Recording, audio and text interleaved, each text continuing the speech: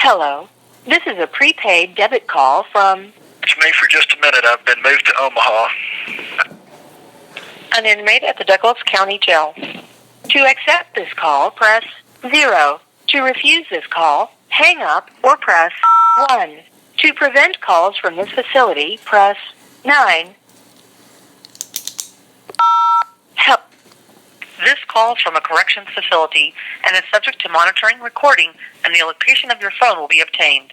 For more information about our privacy policy, please visit www.connectnetwork.com. After the beep, press 5 to accept this call. This call is from a corrections facility and is subject to monitoring, recording, and the location of your phone will be obtained. Stay on the line to accept this call. Thank you for using GTL. I don't consent to recording of my call. Hey, Mike. You heard the news. Yeah, I did, and I've got some messages from Dorothy, but yeah, I heard the news, man. It's freaking terrible. It's a kick in the gut. I'm so sorry, but I can't imagine why the Lord allows this stuff to happen. But I'm just gonna have to continue to trust in Him. I can't imagine what you're going through, man. What do you have from Dorothy? All right, let's see. She wanted me to fax some stuff to the judge, which I did. She sent me a letter to the governor, and she said, please remind Mike that the Chilcotin's application has been filed at the ICJ, awaiting action from the UN Security Council, and that an international judge from The Hague has accepted the state of the Chilcotin, still trying to get a hold of Chase Iron Eyes, Dorothy. And then she says, please read letter to governor to Mike again and fax both documents to the judge, which I did. If you want me to, I'll read the letter. It's very short. Did you say that the ICJ has accepted the application? She says, please remind Mike that the Chilcotin's application has been filed at the ICJ, awaiting action from the UN Security Council, and that an international judge from The Hague has accepted the state of the Chilcotin, still trying to get a hold of Chase Iron Eyes. Okay, if it's the letter that I've got, he recognizes the Chilcotin, but that's okay. Yeah, I don't know. Anyway, I'm going to mail you these letters to the governor and to another letter from the Universal Supreme Court. You'll get them in the mail. But okay. It was a letter sent to Judge Gerard. I faxed both letters to Judge Gerard, like Dorothy told me to. Okay, when did he get those? Do you know? Just a few hours ago. Okay. All right. Well, it was a complete railroading. The guy that punched me in the mouth while I was strapped to the chair. I found out the guy's name. I was able to get. They wouldn't let me do anything. I couldn't call anybody. I couldn't cross-examine anybody. So I couldn't make the record. But I got this. This imposter for a lawyer to call him to the stand, and I got him to ask him, because they said they didn't have my DNA because there was no. They sent the rifle off for testing for DNA, but there was no DNA from me, they claimed. And I said, well, wait a minute, they had 2 vials of my blood that they took back in March 28th. And they said, well, that was for DNA testing. It's like, yeah, right. No, they said it was for TB testing. I said, yeah, you had a draw of blood so you could do DNA testing. But anyway, his name is Kent Dorfman, Dorfman. And he took the stand and testified under oath that his name was Mark Anderson. He lied on the stand and said he was Mark Anderson. And before he was, when I told the attorney who I wanted to call, this was before the jury was brought up, because the judges wanted to know if I was going to testify, and they weren't expecting me to testify. They were hoping that I would not testify. They didn't want me to testify. The pretrial instructions or pre-jury instructions was as though I was not going to testify. And anyway, it's just leading me down a path is all they're trying to do. But as soon as I said I want this guy, I'm going to call this guy as a witness to testify about this case, about the fact they did have my blood for DNA analysis. He goes over and talks to the judge. So obviously this U.S. Marshal that works in the court all the time knows the judge. They know each other. He knows his name. So this judge knows this guy's name. But Bill Biddings, the supervisor over these U.S. Marshals, I said, your guy assaulted me again in the courtroom today, the guy that punched me in the mouth back in March. I'm standing by the table, just walked over to the table, I'm fixing to sit down, and he motions at me real abruptly, like you would give a signal to a dog. And I looked at him like he was crazy, and he came over and shoved me down, assaulting me. I said, what's that guy's name?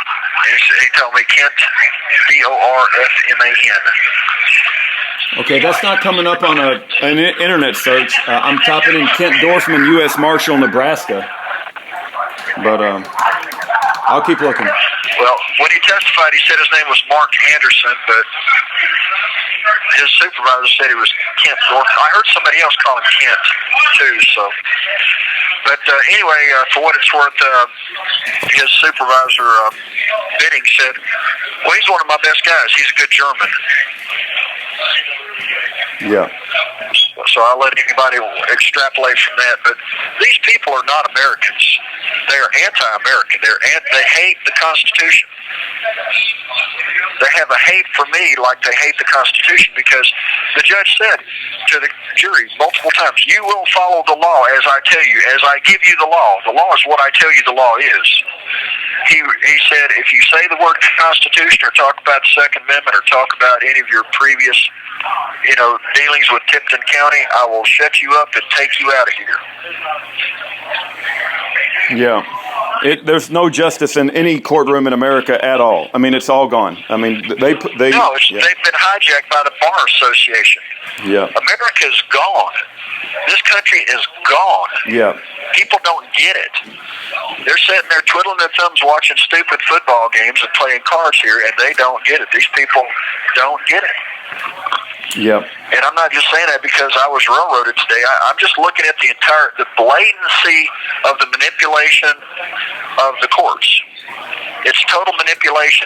Who gave the judge the ability to circumvent the Constitution and the treaties there too? I don't know of any statute where Congress gave them that authority. Right. The Constitution doesn't give them that authority. They have circumvented the Constitution. They've hijacked this country. And they're coming after people like me. And there will be no more people that are speaking truth to power. There will be no more in this country. People don't stand up. There will be no more freedom in this country. Yeah, well, it's so obvious. Anybody that has eyes to see. I mean, we're losing our First Amendment. We're losing our Second Amendment. The courts have been completely taken over. There's no doubt we're at war. It is absolute war, and people better be prepared to take on the consequences of what's happening, and to deal with those. They've sold out. Yeah. This is Satan's minions, and these people that don't stand up, they're going to get what they deserve. If you won't fight for your freedom, you won't have any. That's just the way it is. Yeah. And, this lawyer, he would not argue my points. He would not say, hey, so we're supposed to believe that the FBI sent out an 8-man SWAT team to arrest a guy for failure to appear where they claimed he was a violent, fleeing felon. And then when they found his plane, they're not going to search his plane. They tore the building apart looking for guns, but yet when they find out he's got a plane there, they're not going to search that plane? Come on. And the sheriff's not going to search that plane? I said, look at the photograph where they show the rifle in there. All you got to do is walk by the side of the plane and look in. You could have seen it because all the luggage was in the back seat. Oh, and I acknowledged to them because they want to know what is that cryptic phone message. You said the gifts of the nation and the item. I said, well, the gifts were those brand new blankets that were wrapped up in bags and the pocket knives that somebody obviously stole out of the plane. I can't imagine somebody stealing a computer and the pocket knives out of the plane, but not taking a rifle. Come on. Yeah. I said the item is referencing the contract that I created for the timber deal. I had created the contracts and put together information for the computer to do their logistics. All of their tracking of timber. It's, the ability to do accounts payable and accounts receivable. The whole system was set up so that anybody could manage it. So if something happened to me, somebody else could step in and take over, and they've got the entire operation right there that they could work with. And I was going to, show the Grand Chiefs how to operate it.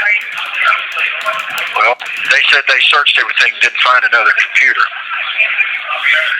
Hey, Mike, I'm sending a message to your wife. I'm assuming you want her to know. Is there anything, I don't want to break any policy, but is there anything that I should say that other than you send her your love? Or that's it. I'm at a loss because, I was railroaded by a jury that does not recognize the Constitution, and they're ill-equipped to recognize when a judge is lying to them, or these attorneys. They're very slick. They'll sit there and twist words on the fly, and I did testify, and I kept catching them. They say, "Well, yes or no? Isn't it true that blah blah blah blah blah?" And I would say, "Well, no. What you said is not true. None of that is true. You're rephrasing it from what was said. You're twisting what was said." And I would correct them, and the judge would get mad about it. Well, just answer their question, yes or no. I said, but they're not asking me a question that I can answer yes or no. They're putting in facts and information that doesn't exist. It's like, I said, where were you going? I said, I was going to Cut Bank, Montana. Exactly what they said. They found the information. That's where I was going. That's where I was going to await further instructions on where to go. That's a port. And I was going to check in with the port of entry to... You have 60 seconds remaining.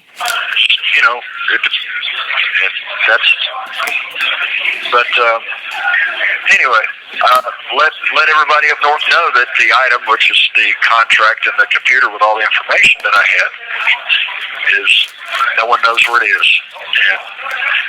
And I don't know for a fact, but I believe they said that Steve Sweat got the Chilcote transport plane.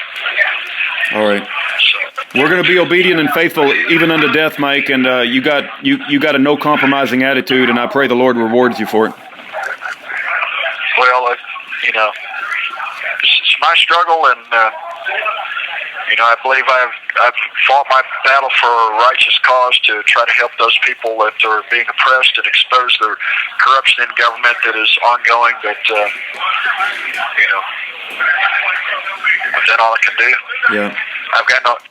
Thank you for using GTL. I forgot to ask him. I was going to see if they were going to move him soon, or if he knew if they were going to move him. I'm wondering if any letters I mail out will get to him, if they're going to keep him in his current location or move him to a new location. But anyway, please keep Mike Parsons in your prayers, and his wife too.